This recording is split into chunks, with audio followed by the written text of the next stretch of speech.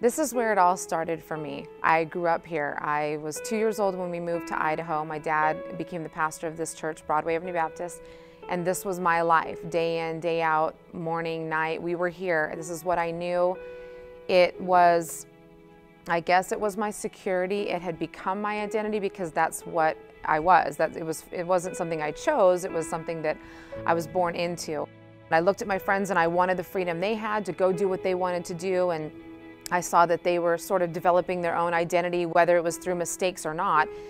They had that opportunity and I was gonna go get it, and I went after it, and I recognized that there was something significant in that for me because I was gonna find joy and acceptance and love out in the world on my own terms, in my own way. I grew up in a Southern Baptist family and a military family. And from an early stage in my life, I had a difficult time believing in a loving, caring God because of what I saw amongst the people in the church, that very closed-minded and narrow and not loving towards one another. When I became an adult, I joined the service. I became a United States Marine and served a career in the Marine Corps, and that problem I had believing in God hardened in my heart. You know, I just wondered how there could be a God up there that cares about us, letting things go on like I knew they did.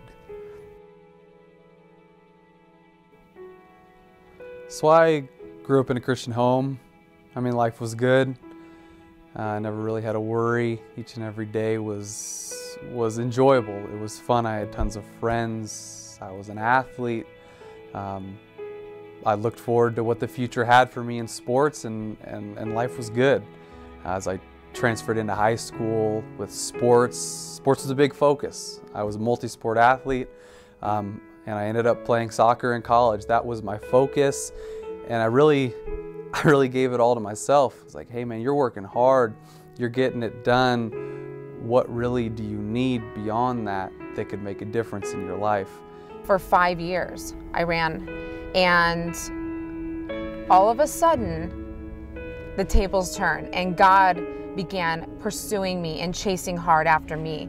I was driving in a car just like this, home from a trip from Oregon with my boyfriend. And we were talking about a very insignificant subject, but it ended up relating to creation, and he started just questioning my faith, and I began to defend it, as though here I am, this Christian, defending my faith. And he looked at me and he said, I don't know why you care. Why are you defending something that you don't even live? You're such a hypocrite. And it hit me so hard, so deep into my soul. And I remember thinking, he's right. He's right. I don't know why I'm defending Christ. I don't even know him personally. Why am I putting so much effort into defending something that I've never even made my own? Right around the time I retired from the Marine Corps, I met Angie, and Angie was a very strong Christian. We got married right around the time I retired, and she prayed for me. I know now, I didn't know then, but for years that I would come to Christ and become a Christian. And then she invited me to come to Bridgepoint with her, and I did. And from the moment I walked in, I felt a connection, and I felt at home. After about a year, I just had a moment that I will never forget, where it just all of a sudden struck me that I had been blaming God for things that people did. And it started me reevaluating my belief about Jesus and the church in general. Yeah, I met this gal, and from the get-go, she starts talking to me about Christ, and she doesn't know I'm a Christian, so it kind of blew me away that she was so open to talk about it from the get-go. She said, hey, do you want to come to church with me on Sunday? And I can remember going to church that Sunday and just having a wonderful experience. I wasn't sure what it was. I wasn't sure what this feeling was that I was having, but it was good. After about 2 months of main church, breakaway, really starting to get more involved, I remember sitting right here, just chilling as Justin's talking, and Mike's sitting right next to me. He kind of turns over and he says, "Hey Austin, have you ever been saved?" I said, "I don't know. I can't really remember." It wasn't a significant point in my life that I could really look back on and say, "Yeah, you know, Austin, you gave your life here." So we pull into his grandmother's apartment complex, going to her house, and I just needed to get away for a minute. I went into the restroom and I just literally, I cried and cried and cried. It was like everything that I'd been holding inside of me for 5 years just came out. Jeff was just beginning the study of the book of John, and the first few verses that he talked about that morning were exactly what I was wrestling with, because I was still not sure about Jesus.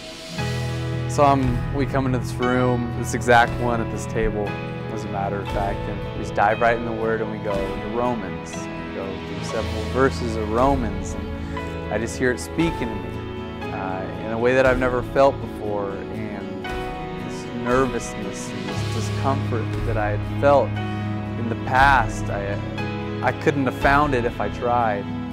And I just went to my knees, and I realized for the first time I did not know Jesus as my Savior. He was not my Lord. He was my parents' Lord, but He was not mine. And there was a point during the service when Jeff asked everyone to pray a prayer, and I did. For the first time in 55 years, I truly, without any doubt, believe in Jesus. Mike asked me, "Austin, would you like to give your life to Christ tonight?"